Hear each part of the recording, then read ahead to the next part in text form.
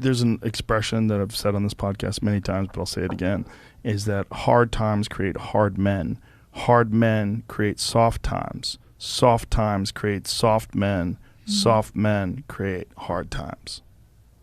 We are now around soft men and hard times. Yeah. We're in the time of toxic masculinity, right? Where you could be toxically male. Yeah.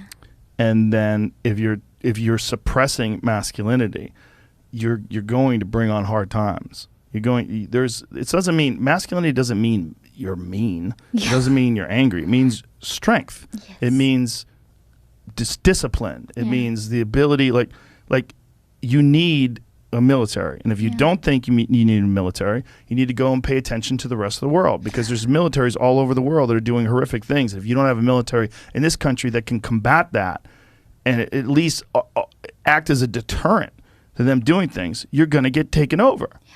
That's what's happened.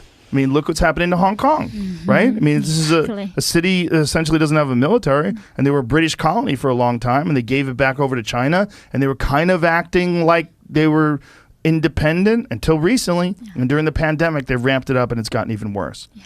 It's exactly what we talked about. You can't be weak. Yeah. And in this country, being weak is thought of as a virtue. Yeah. Jordan Peterson has a really interesting way of looking at this, and he said it to me once, and it made a lot of sense.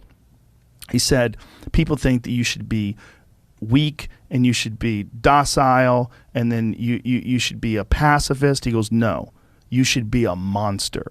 He said you should be a monster, you should be ruthlessly ambitious, and then learn how to control it. And it's that old expression, it's better to be a warrior in a garden than a gardener in a war. Wow.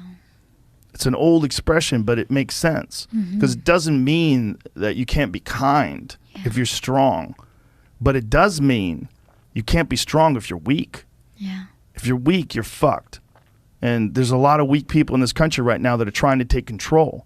And they're gathering up all the other weak people, and they say, yeah, let's all be weak together. Yeah. And they're willing to embrace all sorts of ideas that have been disproven, not just disproven, that have caused the deaths of untold millions of people in Maoist China and Stalinist Russia. And it's crazy. And they're short-sighted. And they're short-sighted because in the short term, they want their tribe to win, and there's so many weak people that'll join along with them. There's so many just simple-minded dullards that just want to promote their tribe.